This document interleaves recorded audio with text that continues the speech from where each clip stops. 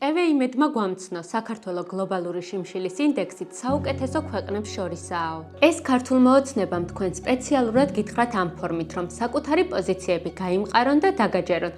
თითქოს ყველაფერი კარგადაა. რა ხდება სინამდვილეში? მოდი ავხსნათ. გლობალური შიმშილის ინდექსის საერთოდ არის ზომება ისეთ ქვეყნებში, როგორიცაა აშშ, იაპონია, საფრანგეთი, გერმანია, ავსტრალია, ანუ განვითარებულ ქვეყნებში. რატომ? ამ ქვეყნებში მოსახლეობის ძალიან მცირე ნაწილს აქვს საკვების დეფიციტი და ბავშვთა სიკვდილიანობაც 1%-ზე ქვემოთაა.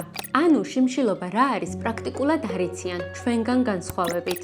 განვითარებულ ქვეყნებში შიმშილის ნაცვლად კვების ხარისხს, სურსათის ხელმისაწვდომობას და სიღარიბის დონეს იკვლევენ.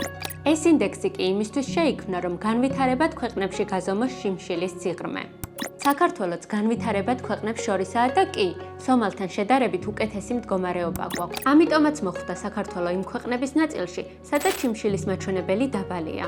მაგრამ ასეთი ბევრი ქვეყანაა, ათეულობით. საქართველო უბრალოდ ერთ-ერთი მათგანია და არა პირველ ადგილზე მყოფი. და როცა უკრაინას გვადარებენ, ეს манипуляციაა.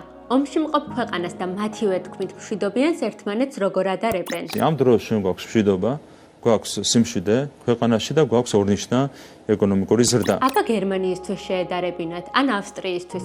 ნახავდით რომელ პოზიციაზე მოგვიჩენდნენ ადგილს. ასე რომ იმედის ინფორმაცია ნახევრად სიმართლეა და ეს ნახევარიც კონტექსტის გარეშეა.